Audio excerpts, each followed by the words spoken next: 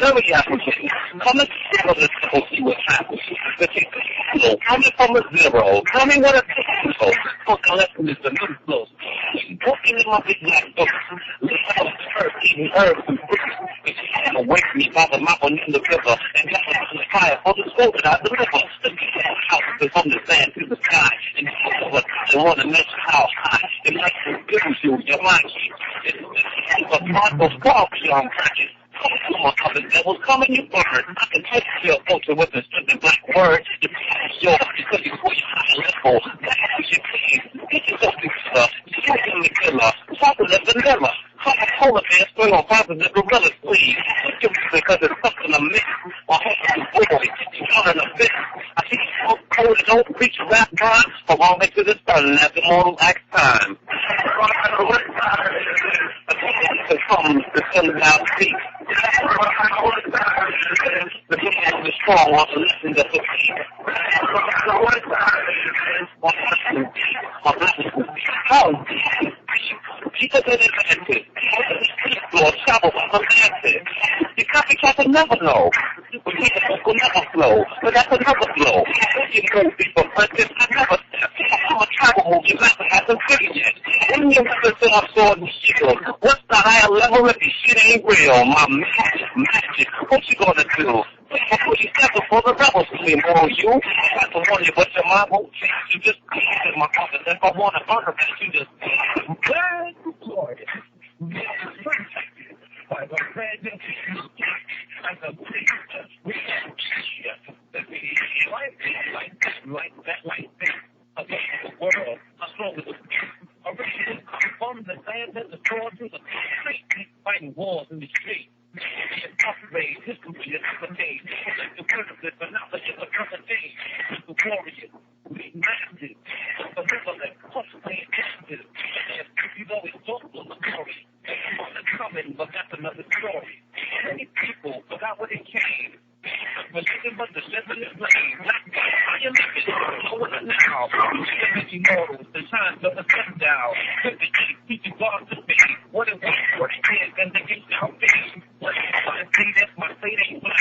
Look, welcome and here we are back. And the people many going birth to birth. This is brothers you must learn. And the books and the books ain't given. The tales of a black man, ways in the living. The time of the mortals, the time is in the birth. The mortals will curse. Shadows in the sunlight, powers in the birth. We go sun for moon. The quarters of dawn.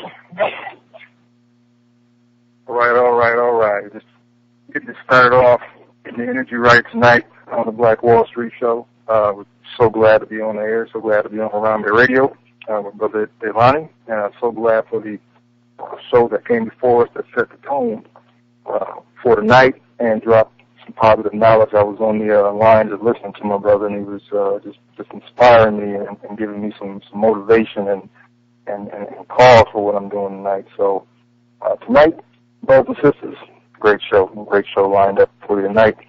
Our subject matter for tonight is Africa. And we're going to dig into Africa in such a way where we follow a chronological timeline of what kind of really happened in Africa. And we don't just want to start with slavery. We want to back up a little bit and kind of look at the changing color of Africa, the changing picture in Africa, and then we want to quickly time travel up to the time of the transatlantic paradigm, is what I call it, and everything that resulted from the transatlantic paradigm, socially, mentally, economically, the shift that happened to black people.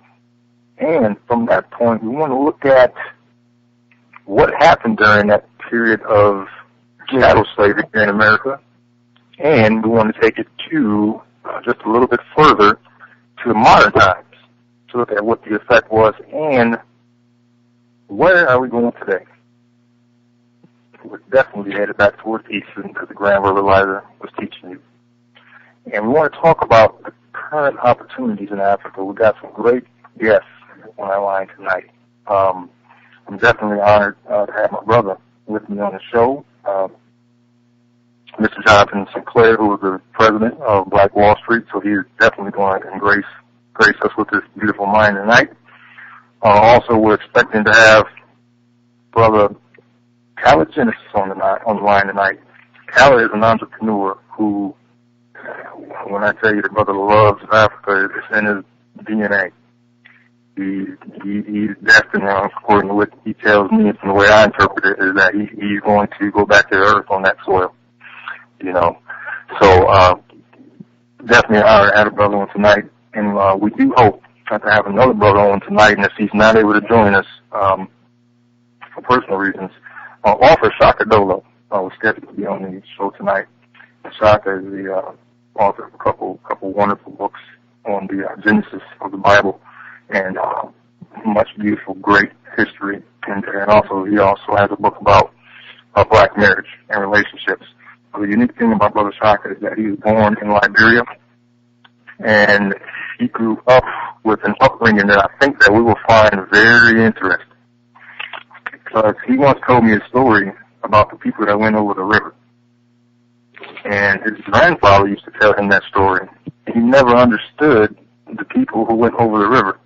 He said it wasn't until he got to America, and he was in college, well into college, that he finally figured out what his grandfather was talking about. His grandfather told him some people had left or were sent away and went over a great river, but one day they were coming back.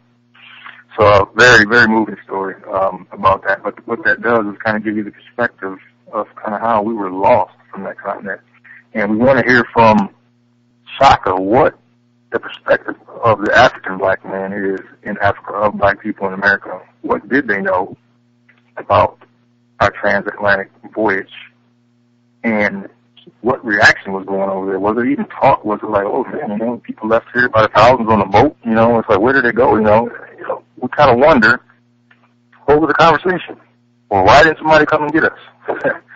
So we hope to have Brother Shaka on, but as I said, I want to give him an introduction anyway if he's able to make it on tonight, but if not, no problem, because we got enough powerhouses to keep us more than busy tonight. Okay? So I want to go ahead and introduce, first of all, I'm going to introduce Brother Jonathan, and as soon as I bring the live line, the line live. And for those who are listening in on HarambeeRadio, you've probably been on it before, and if this is your first time on HarambeeRadio, if you're calling in, on the call-in number, 805-309-0111, and then you dial 840-360#. And when you dial that, once I unmute the lines, you're live on the Black Wall Street Show. And I like that because you get to call in, and it's not a thing of whether you're going to be on the line and guessing if I'm going to get to the comment or something. You're live, and we're talking. But we just ask that you be respectful of the show format, and you definitely will have time with the comments and questions and so forth. So with that said, let's go ahead and open up the lines, people. Hello? Yes, sir. This is College Genesis. How's it going, brother? How you doing tonight, Brother College? Brother Jonathan, I got you on there? I'm doing good. Hey, this is Jonathan Sinclair. Oh, all right. So how you doing, College? All right, doing just fine. We're about to be on Harambe in 2014. Looking forward to a good year. Absolutely. Yes. We got our work cut out. Yes. Oh, yeah, we definitely got our work cut out for us. This is going to be a big year. So, first I want Jonathan to kind of tell us what your role has been in Black Wall Street International, and what your vision of Black Wall Street International is in relation to black people in America and black organizations. Okay, that's kind of a complex question there, but I'll see what I can do. Well, my role is it's always changing. It's whatever the need is at the present moment. I've done everything from content creation, online videos, and counseling. I mean, but most of it has to do with creating strategic alliances, getting people together. If we can't unify, then let's, be in harmony with each other. Let's cooperate. If we are not cooperating, we're automatically in competition. There's nothing in between. So I see my role as, just being a part. I'm a small part. I don't have a big ego, and I realize that this effort that we're part of is a much greater effort than any one of us, and I see us all as small pieces of a larger puzzle, and the whole game of it is to figure out, exactly how to pull that puzzle together, what pieces fit where, and just how to position us to be most effective. Because a lot of us, we have big, dreams, big goals, things that we want to do, but we have to figure out how to work together, what the short-term things are that we need to do, what are the long-term things that we can build towards, and how to get the people involved, because if we can't get the people behind us in support of what we're doing, then it doesn't matter, how great my ideas are, doesn't matter how great Kala's ideas are, and trust me when I say this man's ideas as far as Africa, I mean, it's a lot of people don't really understand Pan-Africanism, and they look for almost like miracle solutions or whatever. They just want to, we need to go over there and do something or whatever. But they're not sure exactly what we should be doing. And Kala is one of those people that knows and understands exactly what we're supposed to be doing and can kind of give us a roadmap of here's what we need to do right now, and here's what we need to be building towards. And so we're bringing together a all-star cast of individuals, of organizations, but it's all about that working together as a collective, to get to where we need to be. So I'm happy and humbled to be, in the position I'm in and to be a part of this larger economic revolution. Absolutely, yes. Absolutely. For our guests on tonight's show, Mr. Kala Genesis, tell us a little bit about your life experiences, Kala, that brought you to create the Kala Nation, and then give us your vision of what the Kala Nation is all about. Okay.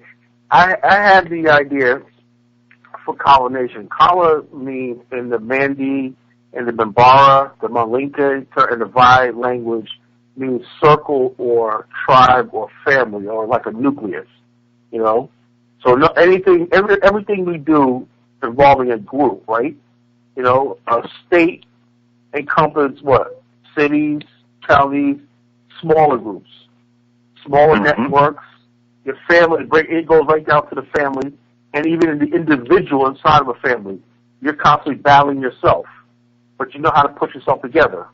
Families fight against each other and everything. That's how molecules and everything disrupt each other. You got positive energy, negative energy, but it still gives out energy, That's a family unit, okay? Take a family unit, then you extend out the family unit. What do you have? You have a community, okay? Community, you have a city, you have society, all those things. What I meant with Kala was that everything starts with a core. We're all individuals. We all have our little families and everything, but we're all connected together, okay? We could all be individuals. We could have Black Wall Street. You could have Kinetic Pipeline. You could have all these groups and everything, but we're all interconnected with each other because our energies feed off each other, okay? So I had the idea of Kala Nation, right? I said, what if we had an idea that we can take what's good, right, out of all the experience we had from Africa from America and everything. Absorb what's good and get rid of what's bad. Okay? Be pragmatic, evolving, ever-changing, and do not be stuck on one single thing. Okay? So when I basically had the idea for colonization back in the mid-'90s, okay? I tried to launch it down here in Virginia, and people really want to feel it was downtown the Million Man March and everything, and I was disappointed how that turned out and everything. And I saw the people, and I saw that Black America was being controlled by the media with this hip-hop and all this stuff like that. So I became very, very withdrawn. I kept the belief inside of me, right? And I saw even Farrakhan and all them, Russell Simmons and all these other people. So I said, there's something wrong with our culture. Why we keep going backwards? Okay, why are we not connecting with our roots? Why are we not connecting with Africa? All these things I know that we can actually do. All the stuff you see us doing now, I knew one day this was going to happen. Okay? So basically I was drawn and I stayed to myself. Then lo and behold, like around 1990, about 2003, right? I got on the internet. Okay? So I was on the internet, same thing. They had completely taken over our culture. And I'm going to get to my point. They had completely taken over black culture. It was no longer a black community anymore, you know. They basically, because they had control over what little bloggers out there and the magazines and everything, we were now part of a hip-hop community. Something like Black Wall Street Community Pipeline couldn't have worked back in like the early 2000s, right? Because everybody was on this, we're the hip-hop nation. And I saw that was basically counterculture, and they were basically trying to basically purge us of our identity, okay? And so I came up with the idea, I said, only a colored nation is going to survive. And you read my first line, I said, only a colored nation is going to survive. You know, what is a colored nation? A nation that's basically people that basically knows their history, and if you know your history, know who you are, you know your future. It's just that simple, you know? I said, if anything that basically deviates from the fact that we were people in Africa, and we came over here during slavery, and we were victims of the transatlantic slave trade. That's who we are. That's our identity. You know, anything else than that, you want to call yourself Christian, Muslim, anything. But as long as you understand that Africa is your homeland, and Africa is where your roots are, you basically can be part of colonization. Because you understand that since you have a past together, and you're suffering together on the same thing, that means you have a common future. And who are the common future? The people have basically who were victims of the transatlantic slave trade to America, and in the same position we are in. So I said only a colored nation is going to survive, right? And I started talking about certain things that black people do that holds us back. And one of my first blogs was sacred cows. I said, what are sacred cows? I said, sacred cows are, if you look at it, read the Hindu culture, are beliefs and ideologies that people hold on to, even to their own detriment. A sacred cow, and you go to Hindus, they will starve before they kill the fatted cow. Why? Because they believe that cow is sacred. Even though they're starving of hunger, they would rather go hungry because they believe that cow is their ancestry. That's what a sacred cow is. You have an ideology, a tradition, or something that you hold on to that even though you know it's not right, you don't want to question the logic or the reasoning of doing that. I said, we black people in America have too many sacred cows. We hold on to too many ideologies that don't give us anything.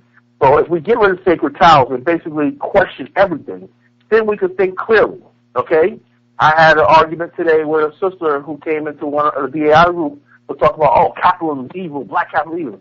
So after we schooled her and everything like that, we told her, look, we have never tried capitalism for it to actually work so we can make that decision. If you look at capitalism, does it capitalism the way that Japan does it, Singapore does it, Norway does it, and America does it. So if you want to use capitalism, what is your value system? If you know John Sinclair and Devon Bell, you know what they're about. You understand capitalism is designed to empower people, humanistic capitalism, as President Tolman of Liberia said. He said, I believe in humanistic capitalism, that you can invest so long as your investment is going to build society and build people. So it's all about the value system you have. You don't basically say, capitalism is bad because the white man did it and everything like that, and slavery is capitalism. No, why don't you take aspects of capitalism and use it for yourself? That's what the smart funding is about, okay? And I said, so therefore, my ideology is this. You know, when somebody comes up and says, Dr. such and such would know, why did prove that? And I said, wait a minute. Dr. such and such is not alive right now. You know, Dr. such and such don't have access to information right now. Dr. Such is not in a position. This is our time. Okay? Right. This is our time to make the decision for the next generation. And so therefore, we can respect our elders and everything like that, but understand the decisions we make right now are going to affect people 100 years from now. Just the same way nobody really makes decisions for us, and that's why we're in the position we're in right now. We have to break the sacred cows, the cycle of mediocrity, violence, silliness, underachievement, and all these things that's in Black America by getting rid of these sacred cows. These sacred cows are worshiping idols and ideologies that don't get us anywhere, and basically embrace new ideas that's going to get us a place. At the same time, you're holding on to your core African values. That's the way culture is supposed to be. It's supposed to be always evolving, always changing, always adapting, always influencing, and always being influenced. But you have to know enough about yourself to know which is the right direction. And then also debate and question things all the time, and come to a consensus on the way forward. So that was my mission of starting Collar Nation, And over the years, when I started my Blog Talk radio show back in 2008, in 2009, right? And I said, look, all the people I meet now, I said, look, I first got on, I said, look, I put a couple of podcasts out, and I said, I'm going to try to reach people, and I said, I pray God gives me the strength to really articulate my message. Then, it started off slow, then more and more people started listening to our show. They started writing me, email, inboxing me, calling what you said was dynamite. I tell my story, I told a story about my life and everything, I tell my background. I tell my frustration with the Pan-African movement. I tell all the things that's in my heart and in my soul. And I just bear my soul out to the people. And I be as honest and upfront as possible. I never go by telling people what they want to hear. I made a point of telling people a lot of things what they don't want to hear. Anytime somebody tells you everything you want to hear, run from me like you would a rattlesnake.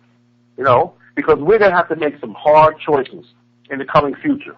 And we're going to realize Pan-Africanism, it's not going to be a pretty road. It's not going to be all a bed of roses and a bowl of cherries. There's going to be some hard decisions that we're going to have to make, and some hard things, realities we're going to have to face about America and Africa and everything in the world today. Because we've been sheltered in America so long, and we've never had to deal with the outside world. Now we're going into the thing where we have to stand up like men and women and basically tell the world, this is what we are, this is our claim, this is what we're going to do, and we're not going to back down because we have a right, like Marcus Garvey said, I'm a man and I demand a man's chance in this world. So that's where I came from with Collar Nation. And that's what I basically live my principles by. I'm a man and I deserve a man's chance in this world. That's why I'm so proud of these two brothers, Devon Bell and John Sinclair. Because they're men, and they're demanding their chance of a man as well. And I will defend these brothers to the day I die. I'm really, one of the key things that you were talking about, Carla, was the principles. Because, like you said, too often we blame, certain things on, just because, white people did it is bad, is wrong, is whatever. But if you look at the way that they actually operate, it doesn't matter what they do. They could be doing communism, capitalism, social, it doesn't matter. Because they use their legal system to basically change the rules, hide the immorality behind it all, whatever corruption they want to do, they do it. You know what I'm saying? So they make everything look bad, even if the concept, in essence, is okay.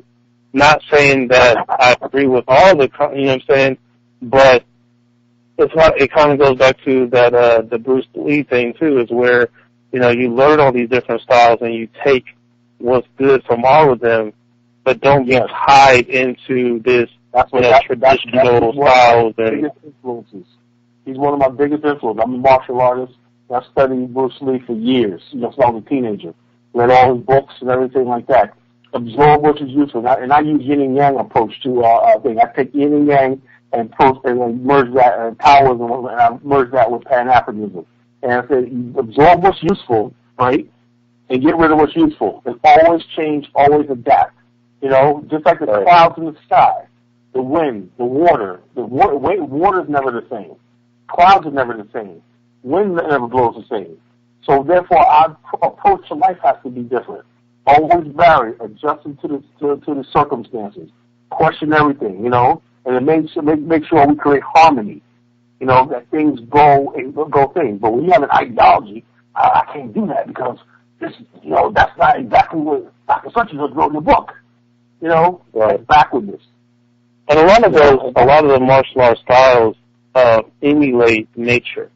They emulate different animals. They emulate, wind, water, earth, fire, earth and fire, wood, metal.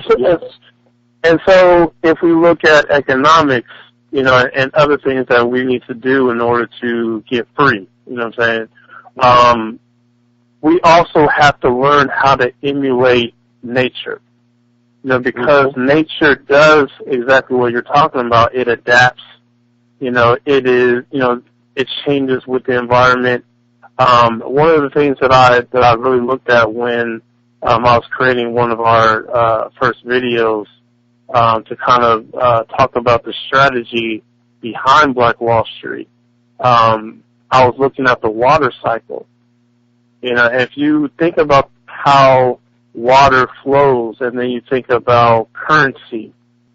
The water has a current to it. You know what I'm saying? So when you think about how if you think about an arid climate, a desert, and how nothing can grow there because it's not getting enough water, we have that same issue in our community where we are not getting enough water because our water is always being drained from underneath of us. We got some kind of underground drainage, so whatever water drops on us, it just leaves. It goes far away. But in a closed environment, that water would come down, feed the plants, evaporate, go right back up, and come back down. And there's a cycle where you're being replenished, and everything is growing together. So we have to create that. Yeah. And that's what wealth is all about. You cannot see wealth is like when people have said wealth. When you take that analogy, apply that to wealth creation. People don't know where wealth comes from. All know is it's there, and it keeps producing whether you want it to or not. Just like the water, when the ground is basically when you have tap water into the earth, the earth absorbs water. Every bit of water that you have in earth, even a desert, right? You drill deep enough, there's water tables under the earth, right? But the thing is, in the desert area, the water table is down lower, and so therefore you have to go dig a little deeper. But therefore, if you basically bring that water to the earth and basically irrigate it and everything like that, the water will create vapor up in the air, and it'll basically create clouds and plants and everything, and then basically you have a forest. And then you'll never have to worry about water again. You have so much water that you basically will have floods. Same thing with yourself. Because wealth. It's controlling the ground that you live on. Controlling the area and the ecosystem and everything like that. Make sure everything's replenished and everything. And that's why basically understanding the elements, understand how this works and everything, can transform into business. You can take the same elements of the earth, how the earth works and everything in the natural world, and basically apply that to wealth creation, and then we'll be home free. Right. And that's one of the problems with when we deal with Europeans and we talk about the left brain versus the right brain approach, and how a lot of what they tend to do, what they're prone to do is divide everything, just chop everything up into different pieces, and that's why you have all these different separate sciences where who said that it's meant to be understood by chopping it up into pieces and you're just studying one fraction of the thing, whereas the right brain approach is it combines the pieces and understands things as a whole. And so what we have to learn to do, because we're being educated by their systems, we have to learn to integrate those little pieces and all these different sciences into a more holistic approach where we can relate business and economics to agriculture and other things that are natural things of the earth, and so that we can get back into a equilibrium with the environment, with the earth. Because when you're not in that equilibrium with the earth, then that you have something that is unsustainable. You have an unsustainable system, and it's only a matter of time. It's just like the housing market. There's a bubble. You know, you're dealing with these systems that are corrupt and don't work. You're dealing with bubbles where it's going to work for a time, and then it's going to bust and explode, and people are going to lose, you know, their money and everything else. So while a lot of us tend to trust Europeans because we think they're so great at business and economics and all these things, it's really that we are in a certain point in time in that bubble, and we're just waiting for it to bust. But we have to be willing to step outside of those models and create something new that's not a, you know, bubble bursting type of situation, but something more infinite, in how we, bring it about and its effectiveness and its sustainability. Yeah, 100%. Definitely bringing that. I knew you two was going to bring it tonight. I want to time travel a little bit in consciousness, using our minds, and I want to go to Africa, and then I want to come to America, and then back to Africa, and I want Howard to talk a little bit about current opportunities in Africa, current relationships that he has made in Africa, and what fruit some of these relationships have brought. But I want to back up because I was hoping to have our brother Shaka on to speak on some of this tonight, but I want to paint a real clear picture about how our whole shift was deeply rooted in commerce. Not only rooted in commerce, because certainly there were many other spiritual things and other things in the background that involved the change in our black life and in the greatness of our kingdom. But I want to back up to time period real quick, 6000 BC, and what was going on in Africa that brought us to this current situation. Basically, you have a lot of wars going on in Africa, and the main root of these wars were taking place around ancient Kemet, what we call Egypt, or the Egyptian-Ethiopian Empire. You had invasions going on from European and Eurasian groups, and eventually the black people who dominated what they call Lower Egypt, eventually, but really was the northern part of Africa, eventually came into power. And you started to have the lighter-skinned Egyptians that you see on TV, Captain Hepburn, and so forth. And the blacks, our people, were pushed further south, just as you see it today with the wars in Sudan and so forth, where you see the darker of our people in the southern regions and then in the lighter in the northern region. So at this time, much of our science and priest class, knowing this was coming and involved in this war, they fled to many places throughout Africa. And there were many migrations throughout Africa. So our people didn't just lay down and just give up. We fought wars continuously for hundreds, thousands of years. We would lose a battle, and we'd come back, win a battle. But the result was that these forced migrations all across Africa from the Europeans and from the different Eurasian groups caused great shifts in the population centers of Africa. We were constantly trying to find another place to live, and we get settled down. Next thing you know, there comes another invasion, and we're on the move again. So our cities became destroyed, and our civilization centers wiped out. And then you see, I'd like to show you on National Geographic, is all the hut life and living. But that's a practical way to live when you don't know how long you're going to be there, you know. So that brings us up to the time frame just before the transatlantic slave trade began, when all these migrations were going on in Africa, and you started getting a whole lot of tribal life going on in Africa. Now, we know one of the key years that we were educated in this European society was the year 1492. What happened, of course, crystal ball sailed, the ocean blue. Also in that same year, interestingly enough, black people lost power in Europe, in Spain, and throughout a great chunk of Europe. The Moors and our people ruled. And, of course, that same year when we lost power, Columbus's voyages began over here to America. And Kyle and I were talking a little bit earlier about those first voyages here to America and the position that black people were in the year 1555 and in the year 1619 when those first expeditions took place, that black people were not in the position that we're commonly taught that we were in. There were actually some business deals going on there. Many of our professionals, some of our professional class, the scientific people were on those boats.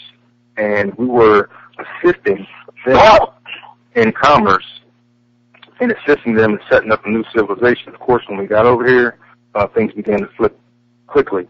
But Kyle, I want you to talk a little bit about, what happened once we got over here and the societal changes that took place. Okay, this is basically what happened. Like you eloquently said, there was wars going on in West Africa. Now, the Mali Empire, the great empires of Mali, Ghana, and Songhai, existed from about year 1100 AD till about 1600. So that was a period of high civilization in West Africa. But at the same time, one thing the Mali Empire and these empires did not do was they didn't outright basically conquer all the surrounding territories like Rome did by force and basically make the people assimilate into one culture. They pretty much had a tributary system, which kingdoms, small kingdoms, still remain independent, but they didn't send tribute, okay? To me, that was a mistake, I say that for one reason. Instead of like Europe was becoming more and more united, okay? Europe, right before that was basically, before Rome was a tribal, just like Africa was. There were tribes roaming around England, Saxony, Normans, the Franks, you got the Gauls, you had all these tribalistic people, in the Rhine, all the tribalistic people, right? Then you have the Huns. Rome conquered Europe, right? And then you had the Byzantines and everything. Europe began to form nation states. People would meet in market centers, common language of Latin, literacy, all these things basically started breaking down barriers between people. And you had the Lombards, and all these people became Frenchmen. Then you had Spain, then you had all these other people during the Holy Roman Empire and everything like that.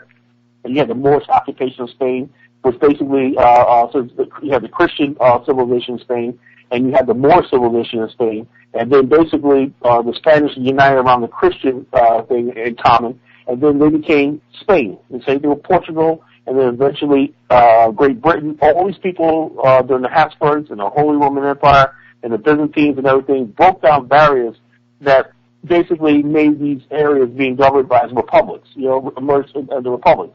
At the same time, Africa was still basically fragmented on basically even the small things. You even had tribes that were broken down into separate villages, okay? So this left Africa, if you look at Africa, all the coastline of West Africa, completely vulnerable to outside forces. There was no united political structure. Let's say you went to West Africa, you showed up on the coast of West Africa. There was not any one governing political body saying, no, you can't do this. They were dealing with all these different people. Europeans were dealing with all these different peoples, and all they simply had to do was make an alliance with one group of people and basically play them off against the other. Now, getting to the transatlantic slave trade, by the time that happened, right, there were also black people that were in those slave ships because, remember, Europeans didn't show up on the coast of Africa initially for slaves. They were looking for gold, ivory, they were looking for many different products, right?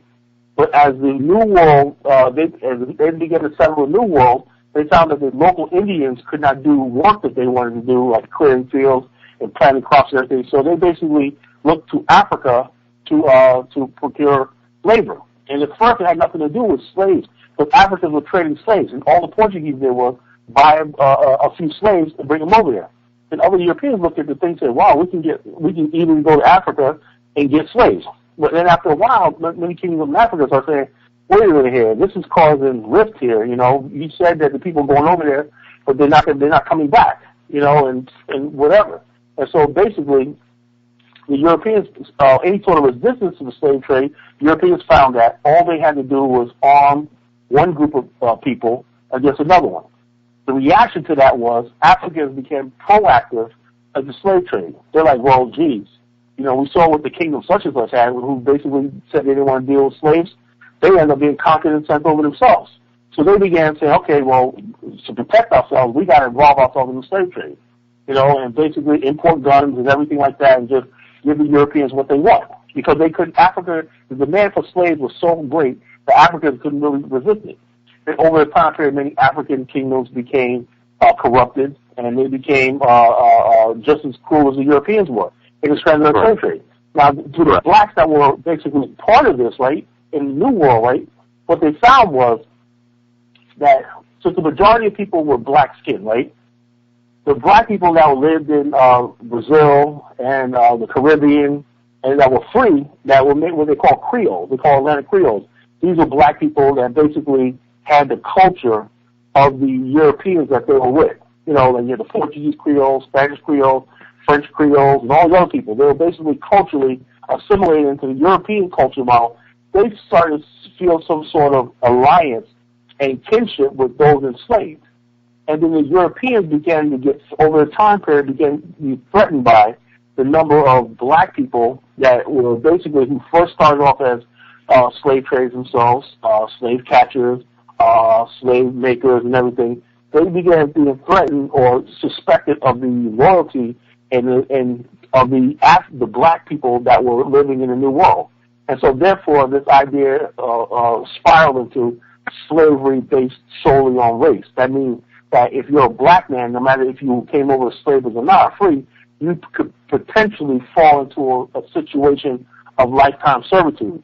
And out of that came what we see now called white supremacy and racism. Because before that didn't exist. But there was no way it could exist because European contact with Africans have always been on an equal basis for thousands of years. Europe always admired Africa for its strength and everything. But in the New World, the situation was Europeans were seeing black men at their lowest level. And so they began to have the view Africa through the lens of what they saw as people in bondage. You know, so in other words, basically, when Europeans were being born in the world, and all your life you see black men in chains, they began to associate slavery with Africa, you know, and negativity. Africa must be a savage place. It must be backward. Before that time period, Europeans heard fabled cities of gold, of Timbuktu. Africa was a place of great kings of wealth. They knew about Mansa Musa. They knew about the Songhai Empire. But all that was lost in just not even 200 years. You know, so therefore the negativity and the hatred despise for Africa not only enveloped Europe, it began to be passed on to the blacks in the New World, where they made our people despise Africa. You know what I'm saying? Mm-hmm. They made us see negative about Africa. The overall misconception. Now people say, well, how much of Africa, you asked a question earlier about what does Africa think about black people in the West. The complex relation, I'll be perfectly honest with you, I thought because of those black power stuff in the 60s and everything, and I did my research and everything like that, and I found that the relationship between Africans and African Americans, even with people like Kwame Nkrumah and everything, is not that strong. We're basically almost starting from scratch. Africans know nothing about us. There's a propaganda war against African Americans in Africa, which basically when you see the gangster rappers and all the stuff like that basically going over to Africa, they basically are creating in the minds of Africans that African Americans are criminals, we're drug dealers, we're useless, we're lazy, we got all this opportunity over here. It's not until Africans actually come here and live for a little while, right? And they lose their African accent and they exotic. They start saying, wow, you know, America's a messed up place. I got pulled over by the police or I got fired from my job for something I didn't do. And I talked to a lot of African brothers that lived here for a while. They're like, well, geez, man, I'm just a black man in America. I didn't think like that when I first got here. I was taught that black people in America are lazy and everything, you know. But I see now that, you know, that white people control everything. And if you're not basically one of them, you know, you're not going to get to the top. There's a glass ceiling, you know. And so that's basically one of the complex relationships between Africans and African Americans. It's all rooted in slavery. We have never basically solved this problem. You know, there's misconception between the two. And so that's my challenge, you know. Yeah. They have to know who we are. We have to know who they are. Beautiful, beautiful. That was excellent scholarship you put forth there, brother. So now that you have giving us a view from the east to the west.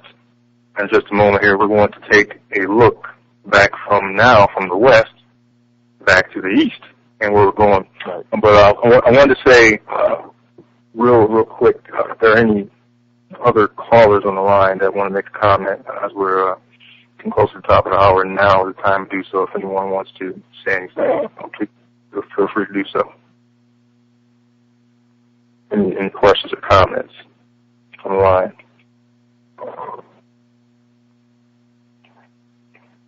Okay. Well, sounds like we don't have anyone for questions or comments. So, like I said, we want to look back now east as we're in the west, and we want to talk about some of the opportunities that are going on today. I know that Liberia is your base, and that is your love. So tell us about some of the things going on in the motherland, and that are opportunities for Black people that can take advantage of these opportunities right now. Okay. Well, first of all, I want to talk about this. There's two different parts of West Africa I'll tell people about. There's Liberia and Sierra Leone. I consider one particular sub-region, okay? And also all the way up to Dakar, Senegal, okay? Which is basically, Senegal was a place of some returning from France, and Freetown was created by African-American settlers and returnees from Great Britain, all the way back to 1878, called Forney Bay. And he built a college, the first college in West Africa, Forney Bay College. Edward Wilmot Blyden, the founder of Pan-Africanism, taught at Forney Bay College at one time. Then you had Liberia, okay? The returning, now people say, well, what does Liberia have to do with us today? Everything. Because the same problems that the returning Africans from the West found when they tried to resettle in Africa and develop Africa, the same problems that we're going to encounter and we're currently encountering today, okay? It's like the idea of who is a real African, okay? Are African Americans real Africans?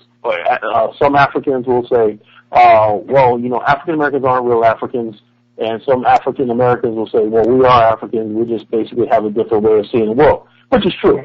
If you look at the coastline of West Africa, the cities on the coastline of West Africa, particularly Monrovia and the cities in Liberia, what you see is a panoramic view. If you look at it from a panoramic viewpoint, you almost see that Liberia is a colony of Black America.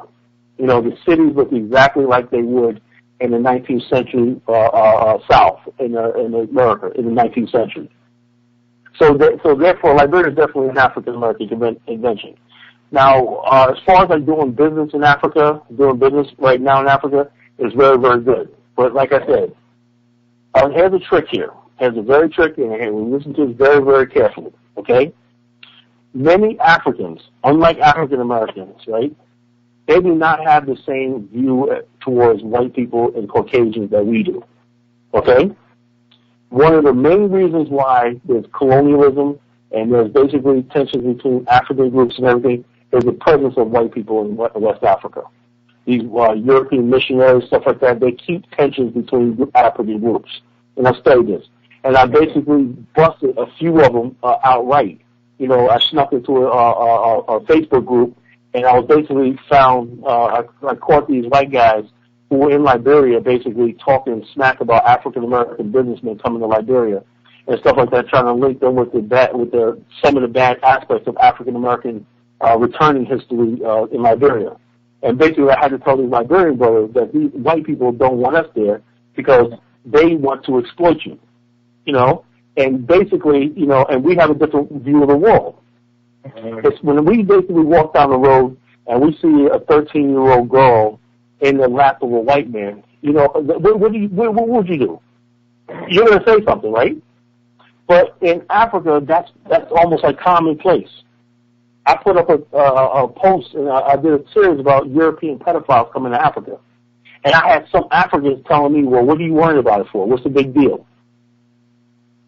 See, so therefore, there's certain things that go on in Africa, that then we come across as, oh, you think you're superior to us, or you got the white man's way. No, I don't have the white man's way. I just see that if I see a 13-year-old girl she got to sleep with a white man to feed her family and everything. Something's wrong with the society.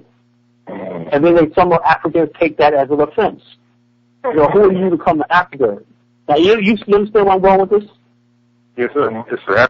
Absolutely. So we basically go to Africa, right?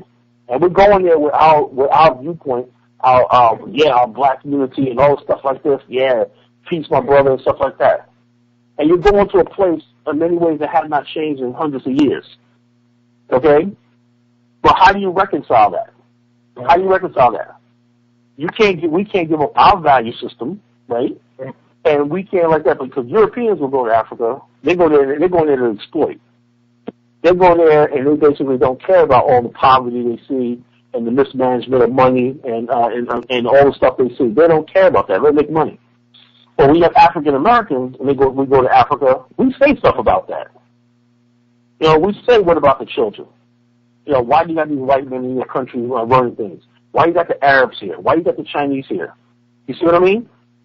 So therefore, we have to embrace for the fact that yes, you're gonna hear some things come out from Africans just by who we are that you're not gonna like. But if you love Africa enough, right, and you want to do it, you're gonna stick with it because we basically have a right to be there just like anybody else. That's our homeland. And we have a right to speak out on the ills of African society, without being called a foreigner or tell us to go home. Mm-hmm. So therefore, so I tell people all the time, are you ready for Africa? Because there's going to be some things that you're going to go there and you're going to see, and you're basically going to say, no, that's not right. That's not right. That shouldn't be how it's done. Why is it that you're giving a concession to this foreign country? Why are they taking over your best land? Why are you letting the Chinese rape your fishing grounds and everything like that? Why is your government officials taking bribes and stuff like that and living lavishly while the people are poor? Well, yeah, it seems like every week I say to myself that we're going to have to do a part 2 of every week, and this is another week where I'm saying the same thing because I can hear in your voice, brother, that you're laying the foundation for what's going on in Africa. And I've had conversations with you, and you have an encyclopedia more of understanding of what's currently going on in Africa. So we're definitely going to have to do this again. We only have 4 more minutes, so I wanted to get into some of the current ongoings in some of these African nations and different laws and some of the different things going on within the African Union and other opportunities. Let me say this right quick. First thing there's more good than bad. And there's more hope and more promise than there is despair. Okay?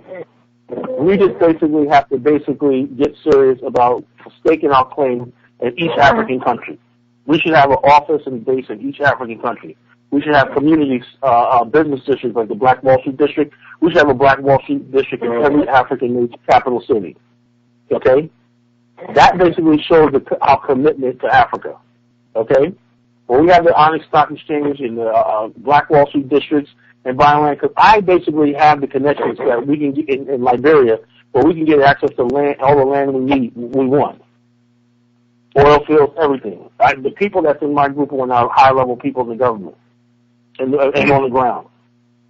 So therefore, like I said, we can use Liberia as a base of operations. We can branch out and springboard into the rest of the continent. But we need that one particular country that we can basically put roots down in. And so basically we have a history with Liberia. So there's 2 parts of Africa. There's the Africans that basically, the African coming to America, and then there's the return. This is part of the return. The return to Africa has been going on since 1787, and it still continues. Still African Americans settling back in Africa all the way up into the 1980s. People don't know that, but people still settling in Liberia to 1980. Okay, so the return, our return, is nothing new. Us buying land and building schools, hospitals, and stuff like that on the continent. And building bases of operations, mission clinics, hospitals, and all stuff like that, prerequisites that we need and everything, co-leasing ports and everything, getting into trade and commerce, and investing and everything like that, all that has to happen. And there's more opportunity there than there is problems. You know, that's what I want to tell you. There's more opportunity than there is problems. But we have to basically be ready for it, and we have to understand that, we're going Africa, when we talk about doing business one night, it's not Disneyland. Don't expect America in Africa. There's going to be things you're going to see, things that go over there that basically goes on. But we can deal with it. Trust me. Particularly when you look at the situation we see in some inner cities. You can deal with some of these cities like Chicago or Detroit. You can deal with West Africa. And I can clearly see, like I said, that this is going to happen. To be continued. We got about 2 minutes. So just let me know. Just let me know, and I'll be more than likely to come more back on. Oh, absolutely, bro. We're going to have to keep on digging into this one. We got about 2 minutes left. Brother Jonathan, you got any last comments you want to get out before we already close out here? Jonathan? Okay, we may be having some volume difficulties from Jonathan. Signal coming through broke up, bro. Okay, no problem. Your signal's coming through broke up, brother. So that is pretty much going to get ready to close out the Black Wall Street Show for the night. If you have any questions or comments on the show, you can hit me at Brett at blackwallstreet2.com. That's BRETT at blackwallstreet2.com. Brother Cal, you want to give us your contact information, website, email, so forth? Okay, you can you can contact me at dmcala@yahoo.com. It's DMAKALA @yahoo.com. So you can go to my radio show, which is www.blogtalkradio.com/colonation, one word. That's www.blogtalkradio.com/colonation. Or you can go to my website at www.colonation.blogspot.com, okay? And you can get updates, or you can hit me on Facebook. Just put in Kala Genesis, 2 words. Kala Genesis, 2 words on Facebook. And you can get my updates. You can hit me on Twitter. And if you want to talk to me, send me a friend request. I'll be more than happy to link up with you and give you my thoughts. And I have also the Association of African Americans for Liberia organization. So hit me up on Facebook. I'll link you to that. We have an ongoing movement with Liberia. We're building with Liberia. That's another key point. We're building with Liberians, okay? I have friendships and relations established with Liberians, okay? You have to have that when you're dealing with Africa. They know all the things on the ground, and they know all the people, all the high people, low people, everything like that. So you're not going to deal with any crooks or anything like that. So the bottom line is this: the Association of African American Liberia will basically be our point organization on the continent. Okay, so please, if you want to get involved and everything like that, you want to basically hear more about Liberia from me, just give me a call. You can call me. My number is 757-348-4812. Anytime, or hit me on Skype, Kala Genesis on Skype. I'm more than happy to accept your friend request, so get in touch with me. Beautiful. So we can go ahead and ride out for the night. But again, we'll be back. We're going to do this one again. Peace and blessings to all the family. Have a happy and blessed and prosperous so-called New Year, family. Goodness. Okay, brother. Take care.